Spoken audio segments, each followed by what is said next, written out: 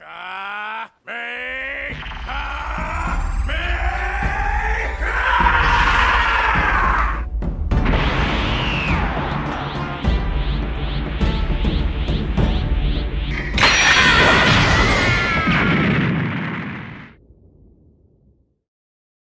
tout le monde, c'est Ansei, j'espère que vous allez bien. On se retrouve aujourd'hui pour parler de Dragon Ball Super et de l'épisode 41. Donc un épisode beaucoup plus calme que les précédents, mais qui était plutôt sympa. Alors il y avait du bon et du moins bon dans cet épisode, mais il y avait pas mal de petites révélations qui débouchent sur pas mal d'hypothèses, beaucoup de choses pour la suite de Dragon Ball Super. Donc ça c'est très intéressant, on va beaucoup parler de ça durant cette review. Alors l'épisode 41, il reprend directement après l'épisode 40, donc avec l'arrivée de Zeno-sama. Alors on sait pas vraiment encore si c'est son prénom ou si c'est juste son titre. En tout cas, on sait que c'est le roi de tout. Donc comme le dit son nom, Zeno-sama, voilà, c'est le roi de tout.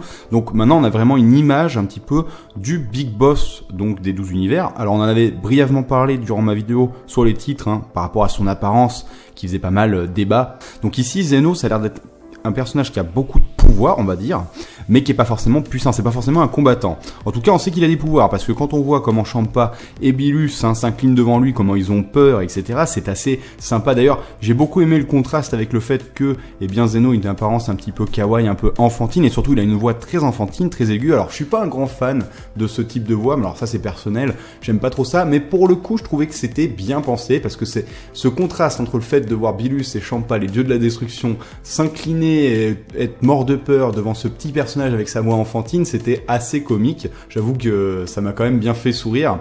D'ailleurs, les choses que j'ai beaucoup aimé là-dedans, c'est que donc du coup on apprend que ce petit personnage peut décider lui-même qui est bien peut-être dieu de la destruction ou pas, puisqu'il a l'air de pouvoir dire bon s'ils font plus l'affaire, on fait changer les dieux de la destruction, donc ça c'est assez sympa.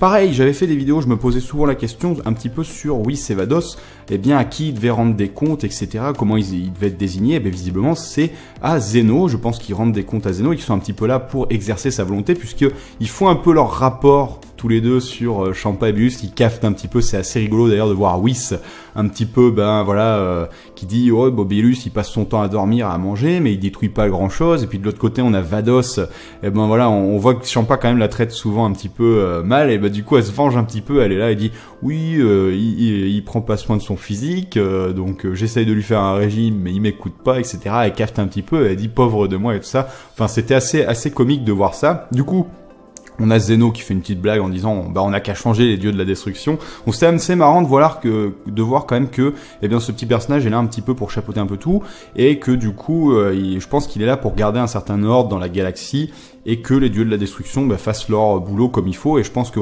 c'est Vados pour le coup sont là pour exercer un petit peu la volonté de ce personnage. Donc ça c'était très intéressant de voir un petit peu tout ça, d'avoir une explication là-dessus. Après, du coup, on apprend pourquoi il est venu à la base. Donc à la base, il est venu pour tirer un petit peu les oreilles des dieux de la destruction, qui, au lieu de faire leur boulot de dieux de la destruction, de réguler un petit peu la vie dans la galaxie, ils préfèrent s'amuser et faire des tournois. Du coup, à la base, il est venu pour leur tirer les oreilles, sauf que, il s'est beaucoup amusé à regarder ce tournoi entre les deux univers, donc le 7 et le 6. Ça lui a beaucoup plu, et du coup, il propose de faire un tournoi entre les 12 univers. Alors de là, on aura un Goku qui, fidèle à lui-même, va être super content de cette nouvelle. Il va s'approcher de Zeno un petit peu comme si c'était son pote, ignorant un petit peu le protocole. Donc ça, c'est du Goku. Du coup, on a une scène assez sympathique, assez marquante, où on a Zeno qui, pareil, met le protocole de côté et va venir à la rencontre de Goku et lui dira même qu'il est très intéressant. Donc après, pour revenir à cette révélation, donc un petit peu ce qui profile un petit peu les enjeux de Dragon Ball Super, un nouveau tournoi. Alors j'en avais brièvement parlé durant ma vidéo sur les titres. J'avais parlé du fait que peut-être qu'on allait se diriger vers un tournoi des 12 univers, que Zeno viendrait peut-être proposer ça finalement. Alors comme je l'avais dit, en soi ça peut être une bonne chose, mais aussi une très mauvaise, et ça j'ai pas changé d'avis là-dessus. Pour moi ça peut être une très bonne chose dans le sens que, en faisant un tournoi des 12 univers, c'est vrai que d'un seul coup on verra tous les dieux de la destruction pour le coup, enfin si les autres c'est aussi des dieux de la destruction, mais on verra tous les dieux. On verra aussi les meilleurs combattants normalement de tous ces univers réunis, donc ça permet vraiment de poser les bases, du moins déjà de poser, déjà on a le Big Boss, on sait que c'est Zeno, il y a ces espèces de servants, et donc après on verrait tous les dieux de la destruction, un petit peu leur personnalité, tout ça, et comment tout est chapeauté. Donc ça, en soi, c'est une bonne chose. Après, ça fait beaucoup de personnages à traiter, beaucoup d'infos qui vont arriver d'un coup, donc ça, faut faire attention comment ce sera géré. Donc après aussi le truc qui peut être bien là-dedans, c'est qu'en posant toutes les bases, ça peut, eh bien, à partir de ces bases, ouvrir, déboucher sur plusieurs scénarios, plusieurs choses qui peuvent s'enchaîner, etc. Donc ça, c'est pas trop mal en soi. Là où pour moi c'est une mauvaise chose, eh bien déjà, bon, c'est un peu une facilité scénaristique d'enchaîner les tournois. Alors, comme pas mal l'ont fait remarquer, c'est vrai que les tournois dans Dragon Ball, c'est un petit peu l'essence même de Dragon Ball. L'architecture de Dragon Ball, on va dire, a souvent reposé sur ces tournois. D'ailleurs, petite anecdote, faut savoir que le manga papier s'est lancé réellement, vraiment, il a commencé à plaire vraiment au Japon et à cartonner à partir du tout premier tournoi de Budokai Tenkaichi qui était dans le manga papier. Et le truc qui est assez rigolo, c'est que dès que le manga, on va dire, au niveau du scénar, commençait un petit peu à redescendre, bim, il y avait un tournoi. Alors, c'était aussi une manière de relancer le scénario. Mais au-delà de ça, il y avait une certaine magie autour de tous ces tournois dans Dragon Ball, de tous les tournois sans exception pour moi. Pourquoi ? Parce que entre chaque tournoi, eh bien, nos héros vivaient des aventures, ils passaient des épreuves, ils affrontaient des ennemis redoutables. Et du coup, quand ils arrivaient à ces tournois, eh bien, ils avaient acquis de l'expérience, un potentiel. En plus, ils s'entraînaient pour ces tournois. Et du coup, c'était l'occasion de les voir, eh bien, un petit peu exposer ce potentiel. Et surtout, c'était l'occasion de les voir, eh bien, s'affronter entre eux une nouvelle fois. Et du coup, c'était la hype. Même le tournoi de la saga Buu, la première fois qu'on le voyait, avant bien même qu'on ne sache tout ce qui allait engager derrière, qu'on pensait que ce serait qu'un simple tournoi. Avouez que l'idée de revoir Goku et Vegeta s'affronter après des années, quasiment 10 ans d'entraînement, c'était épique de voir ce truc-là. Donc, il y avait cette magie des tournois. Là, le tournoi de l'univers 6-7, il y avait une hype, c'est moi quand ils avaient annoncé ça, j'avais la hype. Par contre, d'enchaîner 2 tournois trop rapidement, je trouve que ça gâche un petit peu cette magie. Et puis, en termes d'expérience, de vécu, tout ça, c'est pas pareil. Et surtout, la chose qui me fait le plus peur avec un tournoi qui s'enchaînerait trop vite, c'est que j'ai peur de revoir des combats un peu à l'image du début du tournoi de l'univers 6-7, parce qu'on va pas se mentir, les premiers combats sont pas spécialement très intéressants. On va dire que c'était un petit peu pour relancer la machine Dragon Ball, mais comme beaucoup le font remarquer, imaginons que Buu avait participé à ce tournoi, il aurait roulé sur les participants, il aurait certainement écrasé Botamo, Magetta, Frost, Kiabe, et à la limite il serait fait défoncer par Hit. Mais voilà, en soi, c'était pas très impressionnant. Après, le combat Vegeta-Kiabe, niveau scénario, était plutôt sympathique. Ce que ça engageait, tout ça, c'était sympa. Le combat Hit-Goku, voilà, était bien, mais c'est pas non plus le combat qui va marquer l'univers Dragon Ball jusqu'au bout. C'était très sympa, mais on n'a pas eu un combat, voilà. Donc, moi, ce qui me fait peur, c'est si on refait un tournoi, oui, mais si c'est pour revoir, se taper des combats un peu dans cette idée-là, des combats un peu mous au début comme ça, bah ça risque d'être un peu ennuyant, quoi. Ça fait que traîner les choses, et puis on n'a pas encore de véritable enjeu, ça reste plat. Alors attention, faut pas tirer de conclusions trop hâtives, et il y en a pas mal qui le faisaient remarquer, je suis entièrement d'accord avec ça. Dans le sens que, déjà pour commencer, rien n'est posé dans le temps, c'est-à-dire que c'est pas comme le tournoi de l'univers 6-7, où on nous disait, bon ben on se retrouve dans une semaine, et on se fout sur la tronche. Là, il n'y a pas de date. C'est-à-dire que le tournoi peut très bien avoir lieu dans un jour, dans une semaine, dans 10 ans.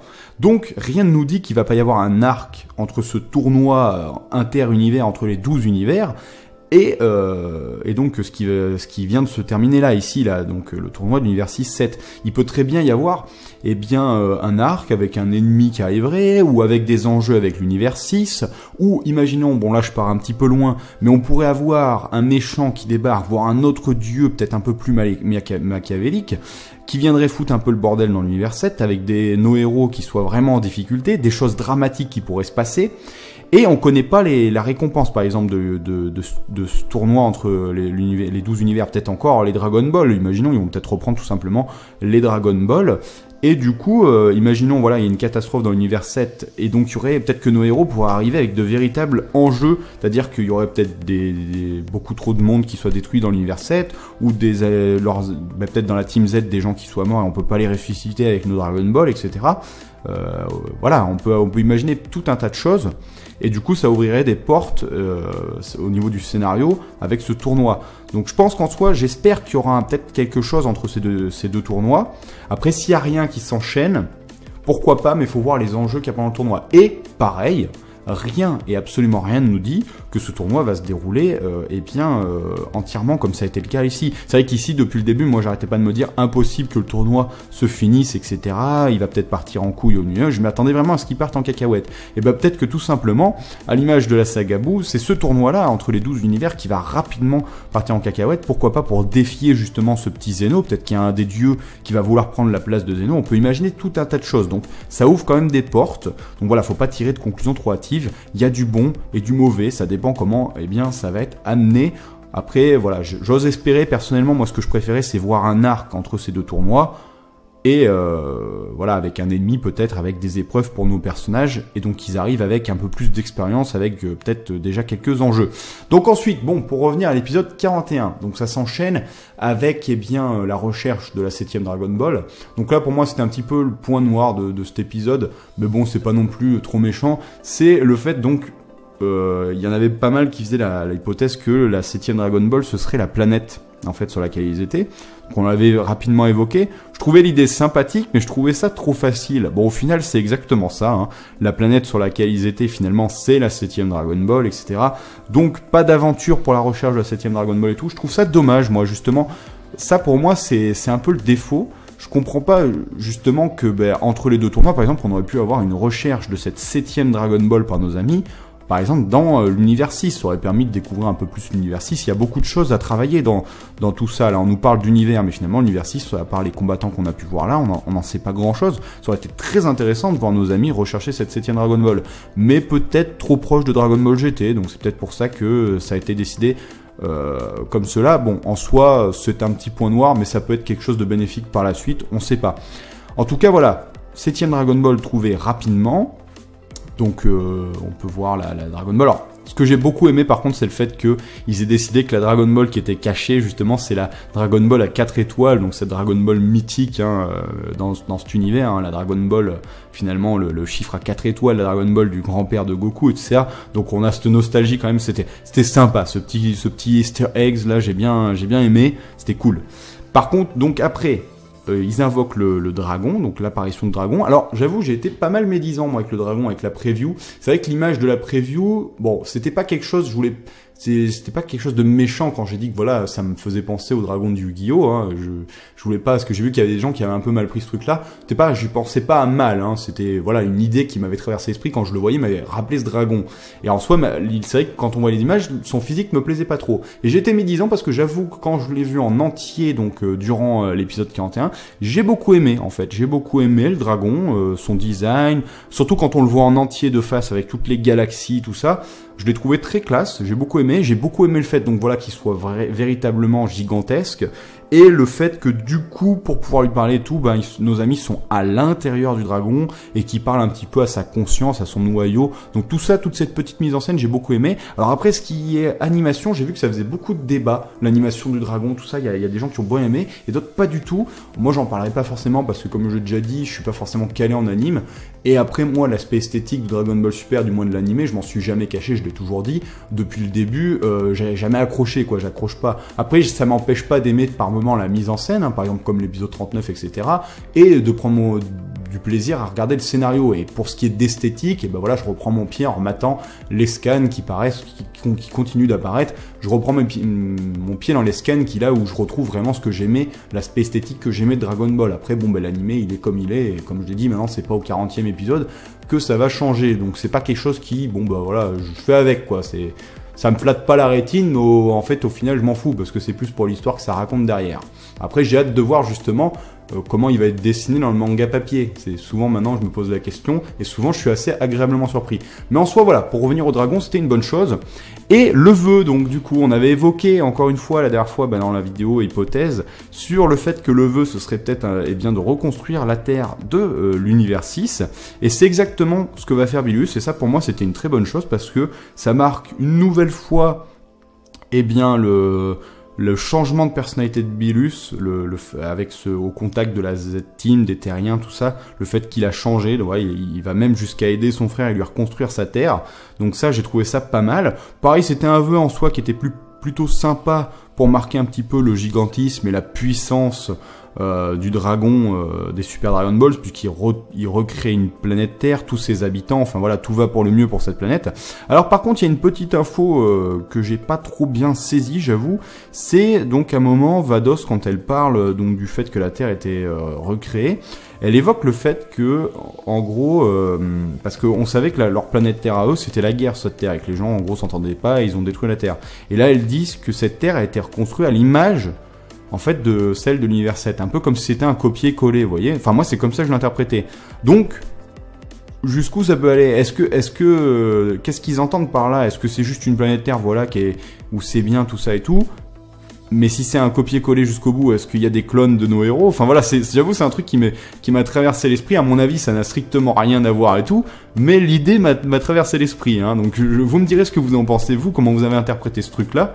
Mais c'est vrai que je me suis dit, attendez, qu'est-ce que ça veut dire en fait? Parce que ça peut être rigolo du coup. Les fameux, voilà, on s'attendait à avoir des doubles de Goku, etc. et tout.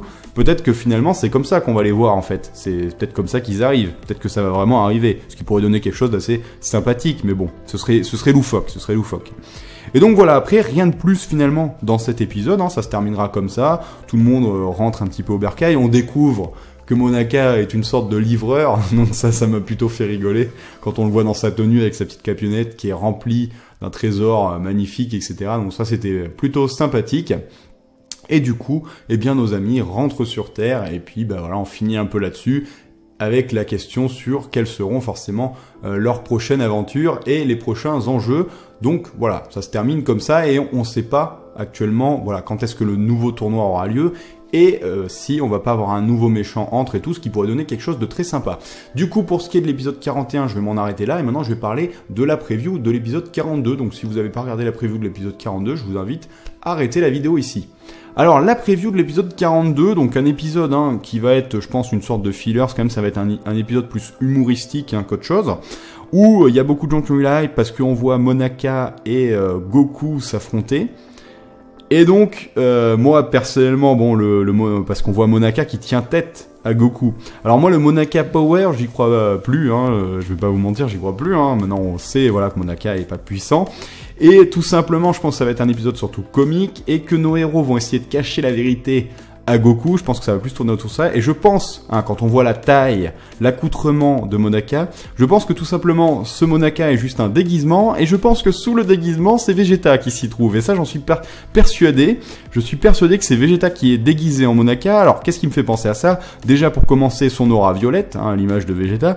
Et deuxièmement, quand on voit Piccolo s'interposer entre ce Monaka, entre guillemets, et Goku, on peut voir un petit peu la tronche de Vegeta, un petit peu comme s'il avait enlevé son masque, et surtout on a Goku qui dit pourquoi tu transpires autant Vegeta. Donc je pense qu'en fait certainement que pour que Goku ne voie pas le poteau rose, sans vilain jeu de mots, eh bien Whis et Bilus vont peut-être demander à Vegeta de se déguiser en Monaka pour affronter Goku. Et je pense que Vegeta, déjà l'idée d'affronter son rival va peut-être lui plaire, mais alors l'idée de se déguiser, il va se retrouver encore dans une situation loufoque, donc ça risque d'être assez rigolo, mais voilà, je pense que ça va vraiment être un épisode filler, c'est un peu basé sur l'humour, un peu comme l'épisode qu'on avait eu sur Satan qui racontait comment il avait vaincu le dieu de la destruction. Je pense qu'il faut plus s'attendre à ça. Alors j'ose espérer que les fillers dureront pas trop longtemps, je pense qu'on va en enchaîner quand même quelques-uns, au moins 2-3. Après, faut voir, voilà, quels seront les enjeux, qu'est-ce qui va se construire petit à petit dans cet univers de Dragon Ball Super. Donc voilà, j'ai pas plus de choses à dire sur cette preview de l'épisode 42, à part si quelque chose que j'ai bien aimé dans la preview, qui est en soi une bonne chose, et j'ai vu que ça dérangeait aussi d'autres personnes, ça dépend en fait les gens, c'est le fait que Goku récupère sa tenue de la Terre, la tenue d'origine de Goku. Alors j'avoue que j'aime beaucoup moi la nouvelle tenue de Goku de Dragon Ball Super, et que ce serait dommage qu'elle soit complètement remballée, qu'on la voie plus du tout.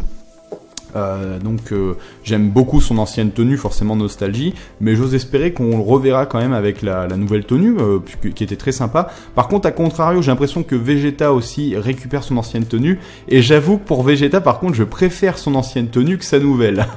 Donc le mec pas chiant. Mais voilà, donc on verra. De toute façon, après les tenues, bon, mais nostalgie Dragon Ball, ça fait quand même plaisir de revoir Goku dans sa tenue d'origine. Et bien sur ce les amis, moi je vais vous laisser là. Je vous souhaite un bon animé, un beau manga. On se retrouvera la semaine prochaine pour la prochaine review de l'épisode 42. D'ici là, portez-vous bien. À la prochaine. Tchuss!